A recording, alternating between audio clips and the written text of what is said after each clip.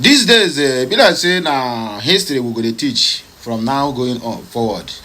When I don't mind me, when I don't mind me.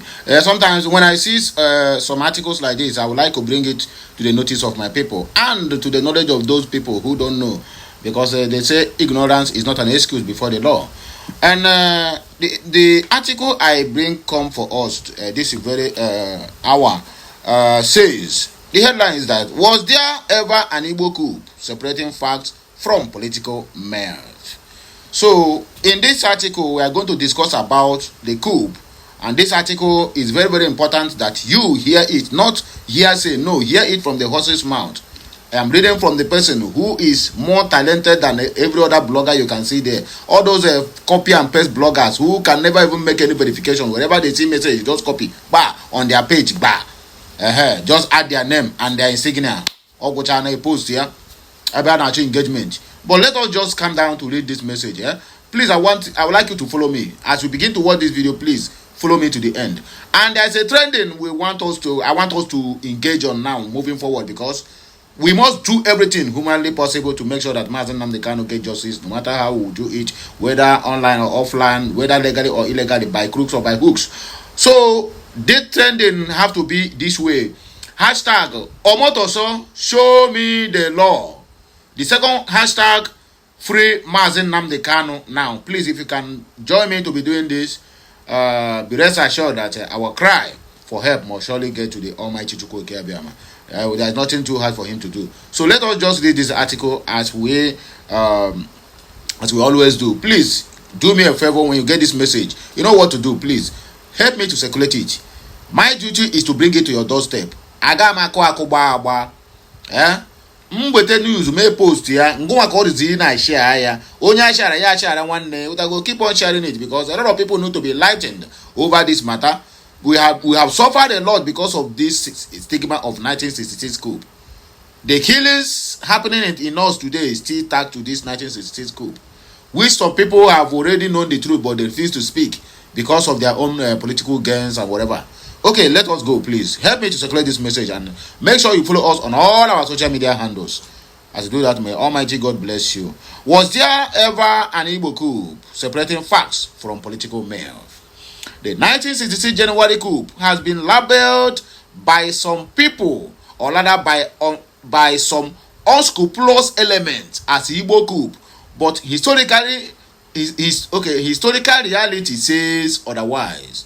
Oh yeah, let us go there. Oh God, let's face the fact.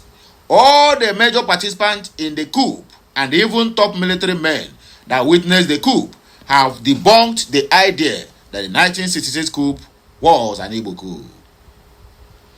The top architects of the coup, such as Major Adewale Ademoyoga and Captain Ben Bullier, in their respective books, 5 Nigerian Majors and Why We Struck explicitly stated that participants were selected based on patriotic conviction, not tribal identity. Top military men of the time, such as General Olusegun Obasanjo and General Ibrahim Babangida, also stated that the idea of the coup being Igbo coup was not true. In fact, General Ibrahim Badamasi Babangida, who was Nigeria's former head of state and a second lieutenant at the time of the coup, was emphatic when he stated in his book, A Journey in the Service, that ethnic sentiments did not drive the original objective of the coup plotters. I hope you are following me. Please watch to the end. For instance, the head of the plotters, Major Kaduna Nzogu, was only Igbo in name, born and raised in Kaduna. His immigrant parents were from Opanam in today's Delta State, which in 1966 was in the old Mid-Western region.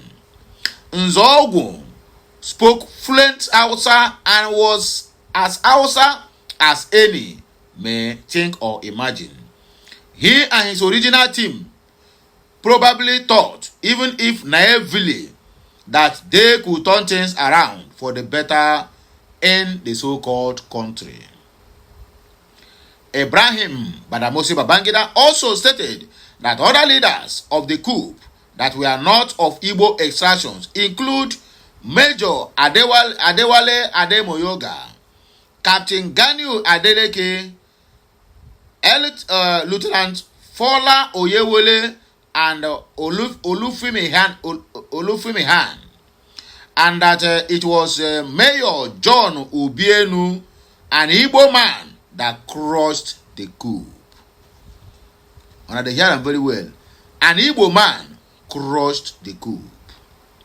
One of the major threats to the coup was the commander at the Reconnaissance Squadron in Kaduna, Lieutenant Colonel Arthur Chinyelo Unebu, an Igbo man who was in charge of ammunition, weapons, equipment, vehicles, and other vital items for the army. Because of his position, he was brutally gunned down in the presence of his pregnant wife. What a tragedy. An Igbo man who, we all these idiots who keep saying Igbo does not lose anybody in the coup. Within the coup and the counter coup claimed the lives of many Igbos. I'm talking about Igbo generals. I'm not talking about the one the Northerners are killing, the businessmen and women. Okay, let's continue. To further give credence to the patriotic nature of the coup and lack of Igbo domination desire, the purpose of the plotters was not even to govern but to release Chief Obafemi Awolowo from prison and make him the executive provisional president of Nigeria. This was at a time Obafemi Awolowo was not known to be a lover of Igbo people, but they saw in him a progressive mind. This choice reflected their belief in his progressive and nationalistic credentials, not ethnic alignment. It was just a coincidence that 35% of the major participants were Igbo people. That Major General Aguiyi-Ironsi survived and became a beneficiary, and thirdly, the Premier of Eastern Region, Dr. Michael Okpara, who was one of the people penciled down for execution, was hosting Archbishop Macarius, the head of the state of Cyprus at the time, and Lieutenant Oguchi found it hard to execute him before the foreign guest. Hey, they even session an Igbo man to execute another Igbo man. Period to that coup. Another historical fact that nullified the theory of Igbo coup is the trend of bloody coups in Nigeria. Aside the July 1966, which was simply a planned and executed genocide, the other bloody coups, for one reason or the other, always cluster around a particular region. For example, the coup of January 1976 that resulted in the death of General Murtala Mohammed was led by mostly officers from Middle Belt, and it was never labeled Middle Belt coup. Those indicated for participating in the coup include General Yakubu Gowon, Plateau State, Lieutenant Colonel B.S. Dimka, Plateau State, and the coup leader, Joseph Gomwok, Plateau State, Colonel A.D.S. Wire, Plateau. Others include Lieutenant Colonel Ayuba Tens, Major C.D. Dabang, Captain M. Arigotip, Captain M. Pawang, Captain J.F. Idi, Captain A.A. Aliu, Captain S. Wakian, Captain Austin Daurang, Lieutenant A.R. Aliu, Colonel Isa Buka. The last bloody coup in Nigeria, known as Oka coup, happened on April 22 of 1990 against the government of General Ibrahim Badamasi Babangida.